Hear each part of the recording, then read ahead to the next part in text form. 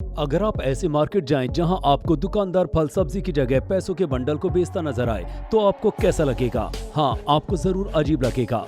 लेकिन दुनिया में एक ऐसा देश भी मौजूद है जहां फल सब्जी की जगह पैसों के नोट बिकते नजर आएंगे। यहाँ नोटों की मार्केट लगती है और पैसा किलो के भाव बिकता है।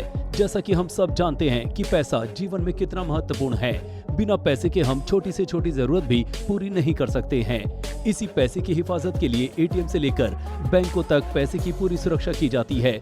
मगर आज हम जिस देश की बात करने जा रहे हैं वहाँ पैसा हर सड़क के किनारे बंडलों में रखा पड़ा होता है, जिसकी सुरक्षा की कोई जरूरत भी नहीं पड़ती। आखिर ऐसा क्यों होता है? इन सब की वजह जानने के लिए हमारे साथ वीडियो के अंत तक बने रहें ताकि जान पाएं आखिर क्यों इस देश में पैसे किलो और रद्दी के भाव बिकते हैं। करेंसी हर देश की आर्थिक स्थिति की नींव होती है। यही वजह है हर देश अपने पैसों और सिक्कों को बड़ी हिफाजत और सुरक्षा से रखते हैं। लेकिन दुनिया में मौजूद एक ऐसा देश भी है जिसका नाम सोमालीलैंड है। अफ्रीका के देश सोमालीलैंड में आपको सड़कों पर पैसा बंडल की शक्ल में रद्दी की तरह पड़ा मिल जाएगा। यहाँ नोटों के मोटे मोटे बंडल खुले में बिना किसी हिफाजत के पड़े रहते हैं।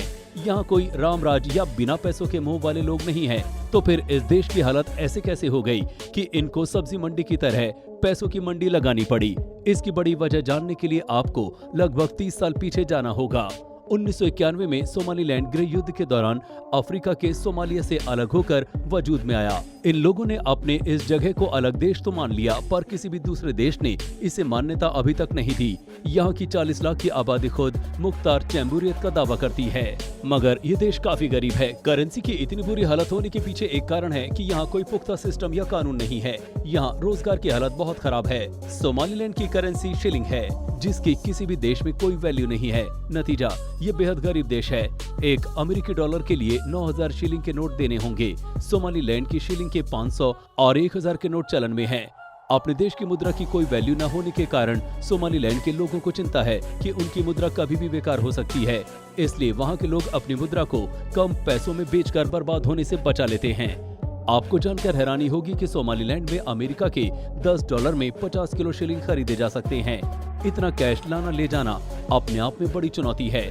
दूसरे, इतने पैसे से आप बहुत अधिक सामान नहीं खरीद पाएंगे। यहाँ का आधे से ज्यादा इलाका बिल्कुल रेतीला है, जबकि बचा हुआ हिस्सा अक्सर सूखे का शिकार रहता है।